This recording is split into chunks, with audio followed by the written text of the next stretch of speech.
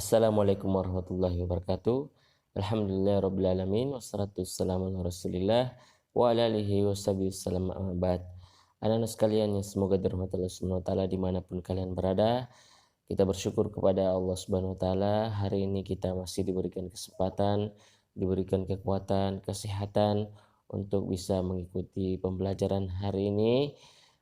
Dan kita berdoa kepada Allah Subhanahu wa taala agar kita semua diberikan kekuatan, diberikan kesabaran, keistiqomahan untuk terus bisa mengikuti pembelajaran meskipun dalam kondisi seperti ini. Ya, karena sebagaimana yang kita ketahui bahwa sekarang itu kondisinya belum memungkinkan kita untuk masuk sekolah dan bertemu dengan ustadz-ustadz, bertemu dengan teman-teman kita. Kita berdoa kepada Allah Subhanahu wa taala semoga Allah Subhanahu wa taala segera mengangkat musibah ini, mengangkat wabah ini, dan kita bisa kembali bertemu di sekolah. Amin insyaallah. Nah, insyaallah kita akan melanjutkan pelajaran kita dalam pembelajaran fikih dalam bab yang kedua, ya. Bab yang kedua yaitu mengenal hukum-hukum jenazah. Hari ini insyaallah kita akan mempelajari tentang adab-adab ketika sakit dan adab-adab ketika menjenguk orang sakit. Ya. Adab-adab ketika sakit dan adab-adab ketika menjenguk orang yang sakit. Ya. Kita akan memasuki yang pertama, adab-adab ketika sakit. Ya, anak-anak sekalian, tentu saja kita sebagai seorang manusia itu pernah merasakan yang sakit atau pernah jatuh sakit. Ya. Nah, agar sakit kita ini menjadi pahala bernilai ibadah di sisi Allah Subhanahu wa taala, maka perlu kita memperhatikan adab-adab yang sudah dijelaskan oleh syariat kita agar kita ketika sakit itu selain menggugurkan dosa juga kita bisa mendapatkan pahala di sisi Allah Subhanahu wa taala. Ya, ketika kita sakit minimal kita sudah dosa kita digugurkan oleh Allah Subhanahu wa taala. Ya, sebagaimana di dalam sebuah hadis. Dan ketika kita mengharap Allah Subhanahu wa taala, insyaallah Allah akan memberikan pahala yang besar bagi orang yang sakit ketika mengharap kepada Allah Subhanahu wa taala. Maka perlu kita perhatikan adab-adab bagaimana ketika kita sakit. Ya. Adab yang pertama yaitu hendaknya kita bertobat kepada Allah Subhanahu wa taala. Ya, bertobat memohon ampun atas segala dosa-dosa yang telah kita perbuat. Ya, jangan sampai sakit kita inilah yang membawa kita kepada ajal dan kita belum sempat untuk bertobat, memohon ampun kepada Allah Subhanahu wa taala sehingga nyawa kita dicabut. Ya, maka hal yang pertama yang kita lakukan ketika sakit adalah ya sebelum ke rumah sakit, sebelum ke dokter, ya adalah berdoa kepada Allah Subhanahu wa taala, bertobat kepada Allah Subhanahu wa taala, yang memohon ampun dari Allah Subhanahu wa taala, ya. Dan kita bersungguh-sungguh beramal soleh yang bisa kita lakukan. Itu yang pertama. Kemudian yang kedua yaitu berbaik sangka kepada Allah Subhanahu wa taala. Tidak boleh kita berburuk sangka kepada Allah Subhanahu wa taala bahwa Allah memberikan kita cobaan berupa sakit itu Allah tidak mencintai kita. Bukan seperti itu. Kita tidak boleh berburuk sangka kepada Allah Subhanahu wa taala. Tapi kita harus senantiasa berbaik sangka kepada Allah Subhanahu wa taala bahwa Allah menginginkan kebaikan kepada kita, ingin dengan sakit kita ini dosa-dosa kita gugur, ya, diampuni oleh Allah Subhanahu wa taala, dihapuskan oleh Allah Subhanahu wa taala. Maka kita harus senantiasa berbaik sangka kepada Allah Subhanahu wa taala, berpikir positif kepada Allah Subhanahu wa taala. Kemudian yang ketiga yaitu memperbanyak zikir dan istighfar kepada Allah Subhanahu wa taala. Memperbanyak zikir dan istighfar kepada Allah Subhanahu wa taala. Tentu ibadah-ibadah yang lain banyak yang ketika kita sakit sulit untuk mengerjakannya. Tapi ketika adapun kita berzikir atau beristighfar minta ampun, itu ya perkara atau amalan yang ibadah yang sangat mudah, ya. Berzikir kepada Allah dan beristighfar itu adalah ibadah yang paling mudah. Maka ketika kita sakit, kita tidak bisa melakukan amalan-amalan atau ibadah-ibadah yang lainnya, maka hendaknya kita memperbanyak zikir dan istighfar, meminta ampun kepada Allah Subhanahu wa taala. Itu yang keempat. Kemudian yang kelima adalah mengharap pahala dari Allah Subhanahu wa taala atas musibah, atas penyakit yang sedang kita rasakan, yaitu mengharap pahala dari Allah Subhanahu wa taala. Kalau kita tidak mengharap pahala, maka sakit kita ini hanya menggugurkan dosa. Itu minimal menggugurkan dosa dia. Tapi ketika kita mengharap pahala, dan insya Allah akan kita diberikan ganjaran yang lebih. Dosa kita diampuni dan kita mendapat pahala di sisi Allah Subhanahu wa taala kalau kita mengharap pahala dari Allah Subhanahu wa taala.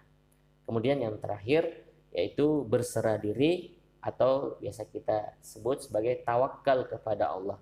Tawakal artinya berserah diri kepada Allah Subhanahu wa taala, menyerahkan semuanya kepada Allah Subhanahu wa taala. Kita yakin bahwa kesembuhan itu datangnya dari Allah. Adapun minum obat atau ke rumah sakit, dokter, itu cuma semuanya adalah salah satu usaha kita untuk melakukan kesembuhan. Ya.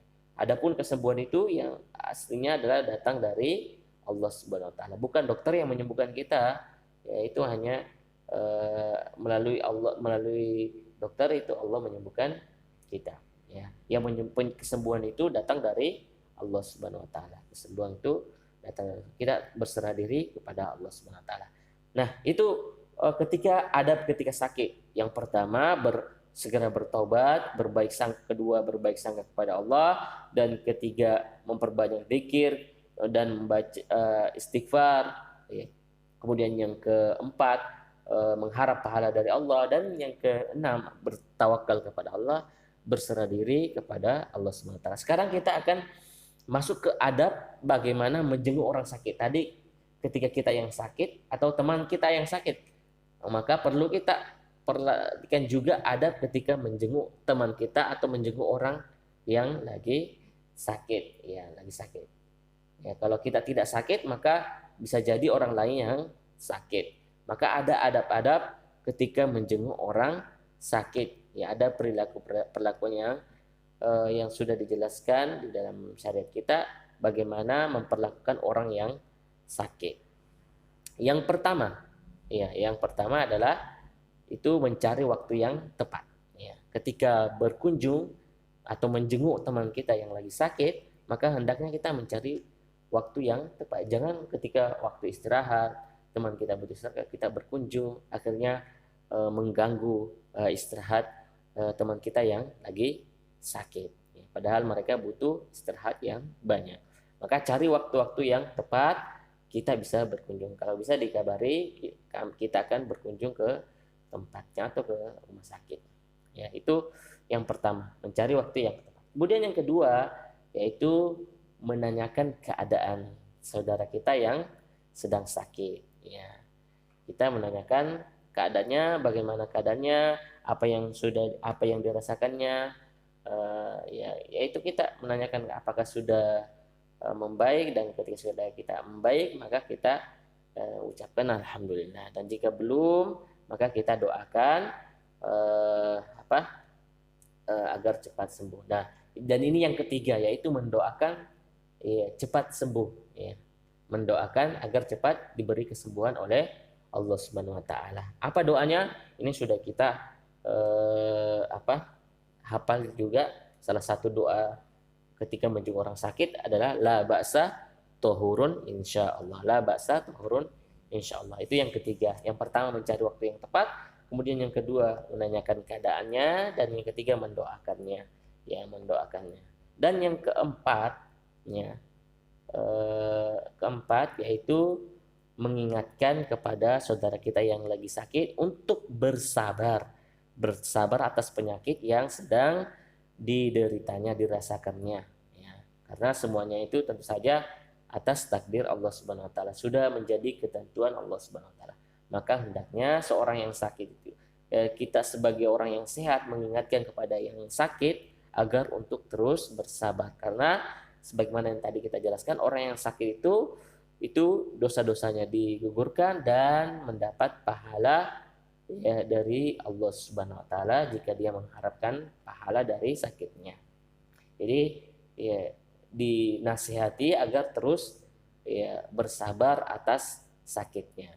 Kemudian yang terakhir adalah yaitu mengajarkan kalimat syahadat ketika ajalnya tiba. Ya, misalkan ketika memang kita menjenguk orang yang memang sakitnya sudah parah sampai bahkan sudah ajalnya sudah akan tiba, maka kita ajarkan kalimat syahadat. Ya, kalimat syahadat. Apa itu kalimat syahadat? La ilaha illallah. Ya, kita ucapkan terus di telinganya la ilaha illallah. Ya, la ilaha illallah, dan kita ajarkan terus menerus hingga ajalnya tiba. Ya, itu ketika ajalnya tiba. Yang mengajarkan kalimat syahadat la ilaha illallah.